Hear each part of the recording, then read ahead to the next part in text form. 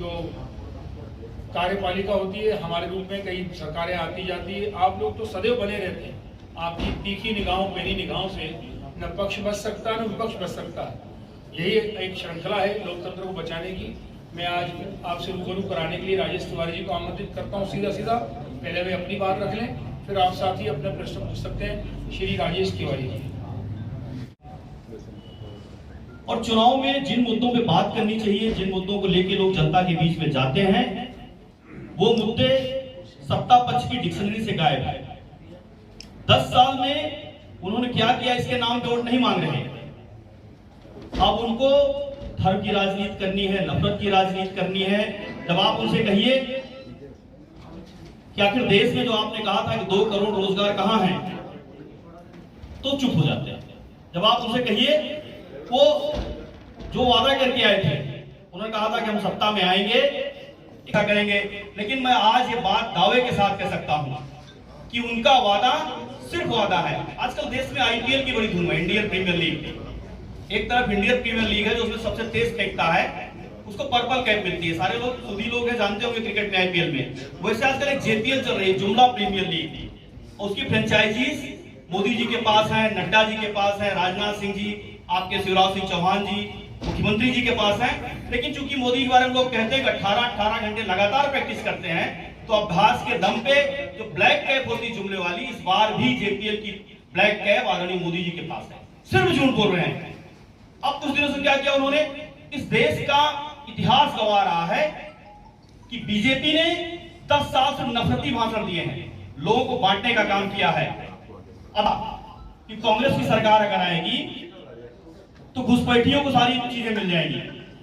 मैं आपसे प्रश्न करना चाहता हूं, जिस कम्युनिटी को लेकर उन्होंने कहा ये बात, उस जो देश के सर्वोच्च संवैधानिक संस्थान के प्रमुख थे, ये उनका अपमान है, मीर अब्दुल हमीद का अपमान है। जब उन्होंने हमें पाकिस्तान के खिलाफ कि सारे स्टेज पार हो चुके हैं, अभी तक जैसे होता ना फुटबॉल में 2 हाफ, तो अभी जो 2 चरण हुए हैं, आप एक बार लिख लीजिए, इसमें कांग्रेस 2-0 से आगे है। जो 2 चरण के चुनाव है, कांग्रेस 2-0 से आगे है। और मोदी जी का तीसरा चरण क्या होना है, अभी जल्दी ही कोई तस्वीर आएगी, चाहे टीवी पे चाहे अखबार में आए, किसी स्टेज पे मोदी जी के खड़ियाली आंसू निकलने वाले हैं। कि मैं दावे के साथ कह सकता हूं, क्योंकि मोदी जी ने कोई काम नहीं किया है, भावनात्मक रूप से लोगों को बरगलाने के काम उन्होंने किया, वही फिर शुरू करने वाले हैं। महिला सुरक्षा की बड़ी बातें करते हैं मोदी जी। मैं तो उत्तर प्रदेश से हूं। स्वामी चिन्मयानंद जो इनके गृह राज्य मंत्री थे, श्रीलंका, इंडोनेशिया, नेपाल, इवन की बांग्लादेश, ये सब चीन के पाले में जाके खड़े हो गए हैं और यहाँ झूठा डंका बजाया रहा, हम विश्व गुरु हो रहे हैं। अब देखिए इनका एक नारा है, आया है 400 पार। क्या है 400 पार? सरकार बनाने के लिए तो सज्जन भैया 272 सीटें चाहिए, बम सीमाओं पर रखने चाहिए थे, लगाने चाहिए थे।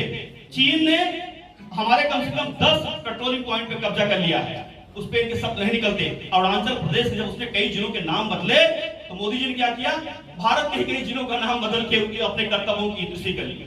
ये देश के हालात आपको समझना होगा। हमें किसके साथ रहना है? हमें उनके साथ रहना है जो धर्म की राजनीति करते हैं, धर्म नहीं मतलब विधर्मी राजनीति करते हैं। और एक नारा और, खुद कहते हैं कि हम बहुत बड़े सनातनी हैं। मैं भी सनातनी हूं, मैं भी हिंदू, मैं भी ब्राह्मण हूं, सारे कर्मकांड करता हूं, पूजा पाठ करता हूं। मैंने तो यही जाना है कि गोस्वामी तुलसीदास जी लिखा था कि सी राम मैं सब जग जानी, करहूं प्रणाम जोरी जुग पानी। अर्थात ये सारा संसार सीताराम में है, सब में राम व्याप्त है, ये सबसे राय ली है।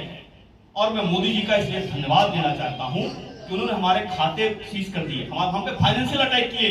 लेकिन आज हर जनसभा में भाजपा का घोषणा पत्र बाद में पढ़ते हैं, कांग्रेस का घोषणा पत्र ज्यादा पढ़ते हैं। वो प्रचार मंत्री हैं, प्रचार भाजपा का छोड़ के कांग्रेस का प्रचार कर रहे हैं। भाई हमारे पास संसाधन नहीं है, हमारे सारे खाते उन्होंने सीज कर दिए हैं। लेकिन हर प्रोग्राम में अभी देखिए सज्जन भैया भी कहने लगे अगर कांग्रेस आई तो, कल से अमित शाह भी कहने लगे। इसका मतलब इनके जान चुके हैं कि ये रेत की दीवार, कागज का लिबास बदन से उतार दो, पानी बरस पड़ेगा, कहां मुंह दिखाओगे। ये पानी बनाया है। मैं आपको इतना विश्वास दे रहा हूं कि आपके बीच में रह के सेवा का संकल्प लेके इस क्षेत्र में आपका सेवा सबका सेवा तक काम करना, ये मेरा आपको विश्वास दिलाना चाहता हूं।